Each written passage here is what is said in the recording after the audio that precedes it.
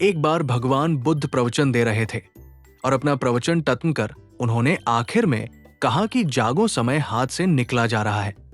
और सभा खत्म होने के बाद उन्होंने अपने प्रिय शिष्य आनंद से कहा कि चलो कुछ देर घूम कर आते हैं। आनंद बुद्ध के साथ चल दिए। जब दोनों सभा मंडप के मुख्य द्वार तक पहुंच गए थे कि वो दोनों मुख्य द्वार के एक किनारे खड़े हो गए और प्रवचन सुनने आए लोग एक एक कर बाहर निकल रहे थे, इसीलिए मुख्य द्वार पर भीड़ जमा हो गई थी।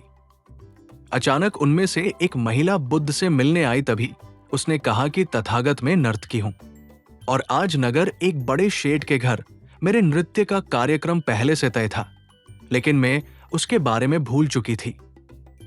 जब आपने कहा कि समय निकला जा रहा है तो मुझे इस बात की याद आई और वो नर्तकी तथागत को धन्यवाद कर वहां से चली गई। अब उसके बाद एक डकैत बुद्ध के पास आया और बोला, तथागत मैं आपसे कोई बात छुपाऊंगा नहीं, मैं भूल गया था कि आज मुझे एक जगह डाका डालने जाना है, पर आज आपका उपदेश सुनने के बाद मुझे अपनी योजना याद आई और वह भी भगवान बुद्ध को धन्यवाद कहकर वहां से निकल जाता है। डकैत के जाने के बाद धीरे धीरे चलकर एक बूढ़ा व्यक्ति बुद्ध के पास आया और कहा कि तथागत जिंदगी भर बुनियादी चीजों के पीछे भागता रहा, अब मौत का सामना करने का दिन नजदीक आ रहा है। तब मुझे लगता है कि सारी जिंदगी यूं ही बेकार हो गई। आपके बातों से आज मेरी आंखें खुल गई और आज से मैं अपने सारे मोह माया छोड़कर निर्वाण के लिए प्रयत्न करना चाहता हूं। जब सब लोग चले गए तब बुद्ध ने आनंद से कहा, प्रवचन मैंने एक ही दिया, लेकिन उसका हर किसी ने अलग अलग मतलब निकाला और जिसकी जितनी झोली होती है उतना ही दान वो समेट पाता है। एक बार एक राजा गौतम बुद्ध के पास आया। आश्रम में बहुत भीड़ थी। तभी राजा ने बुद्ध से आग्रह किया कि वह उनसे एकांत में कुछ कहना चाहता है। अब बुद्ध बोले, सर्वत्र एकांत है और तुम्हें जो बोलना है वो यही बोलो। तब राजा बोला कि मैं संन्यास लेना चाहता हूं। ये सुनकर बुद्ध थोड़ा गंभीर हो गए। वे बोले कि तुम्हें सन्यासी होने के लिए और दीक्षा देने से पहले मेरी एक शर्त का पालन करना होगा। राजा ने कहा कि जब दीक्षा लेनी है और संन्यास्त होना ही है तो सब शर्तें मंजूर है। बुद्ध ने राजा को आदेश दिया कि अपने कपड़े और जूते उतारकर अपने राजधानी के राजमार्ग पर स्वयं को जूते मारते हुए चक्कर लगाकर आओ। अब राजा ने वही किया और उसके चले जाने पर शिष्यों ने बुद्ध से कहा कि जब हम दीक्षा लेने आए थे तब आपने ऐसी कठोर शर्त नहीं लगाई थी और आप स्वयं करुणा अवतार है, फिर राजा के साथ ऐसा कठोर व्यवहार क्यों? जब तुम लोग संन्यास लेने आए थे तो तुम्हारे अहंकार बहुत बड़ा नहीं था, इसलिए तुमसे द्वार भिक्षा मांग कर ही काम बन गया था। पर यह तो राजा है और इसका अहंकार भी बड़ा है, इसीलिए महारोग की दवाई भी अधिक शक्तिशाली होनी चाहिए। और राजा जब इस दशा में अपने ही प्रजा के सामने से गुजरेगा तो उसका अहंकार खत्म हो चुका होगा। राजा ने शाम तक शर्त पूरी कर ली और बुद्ध के पास आकर कहने लगा, तथागत मुझे दीक्षा देकर अब तो संन्यास्त करे।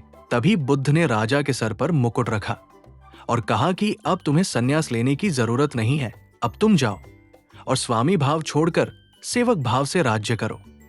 गौतम बुद्ध कौशाम्बी नगर में रह रहे थे। वहां की रानी गौतम बुद्ध का अलग अलग तरीकों से अपमान करती थी। रानी ने अपने कुछ लोग बुद्ध को अपमानित करने के लिए और परेशान करने के लिए उनके पीछे लगा दिए थे।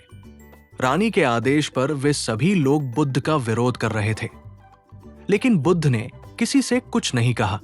उस समय बुद्ध के साथ उनका एक शिष्य भी था, उसका नाम था आनंद। आनंद ने बुद्ध से कहा, मैं लगातार देख रहा हूं कि ये लोग जानबूझकर हमारा अपमान कर रहे हैं। जहां हमारा अपमान होता है ऐसी जगह हमें नहीं रुकना चाहिए। बुद्ध ने आनंद से पूछा, हम कहां जाएंगे? आनंद ने कहा, किसी और जगह चले जाएंगे जहां ऐसे लोग ना हो। बुद्ध बोले, अगर वहां भी ऐसी ही परेशानियों बनी तो फिर कहां जाएंगे और हम कब तक भागते रहेंगे? अपमान भी एक समस्या है। हम अहिंसा, धैर्य के साथ विनम्रता और शालीनता से ऐसे लोगों का सामना करेंगे। बुद्ध की सीख परेशानियां हर जगह हैं। हम परेशानियों से बच नहीं सकते, इसीलिए समस्या चाहे कैसी भी हो, हमें उसका सामना करना चाहिए। गौतम बुद्ध का एक खास शिष्य धम्माराम आश्रम में अपना काम करता और काम पूरा होने के बाद वो एकांत में चला जाता था। वो किसी से ज्यादा बातचीत भी नहीं करता था। जब धम्माराम एकांत में ज्यादा रहने लगा तो अन्य शिष्यों को लगा कि इसे घमंड हो गया है। शिष्यों ने बुद्ध से धम्माराम की शिकायतें करनी शुरू कर दी। एक दिन बुद्ध ने धम्माराम से सभी शिष्यों के सामने पूछा, तुम ऐसा क्यों करते हो? धम्माराम बोला, आपने कहा है कि कुछ दिनों में आप ये संसार छोड़े देंगे, तो मैंने ये विचार किया है कि जब आप चले जाएंगे तो हमारे पास सीखने के लिए क्या रहेगा। इसीलिए मैंने ये तय किया कि मैं एकांत और मौन को समझ लूं, ठीक से सीख लूं। ये दो काम आपके जीते जी मैं करना चाहता हूं। बुद्ध ने अन्य शिष्यों से कहा, तुम सभी ने देखा कुछ और समझा कुछ। तुम्हारी आदत है कि तुम दूसरों की बुराई करते हो, इसीलिए तुम सभी ने धम्माराम की अच्छी बात को भी गलत रूप में लिया। बुद्ध की सीख हमें किसी व्यक्ति को ठीक से जाने बिना उसके बारे में कोई राय नहीं बनानी चाहिए।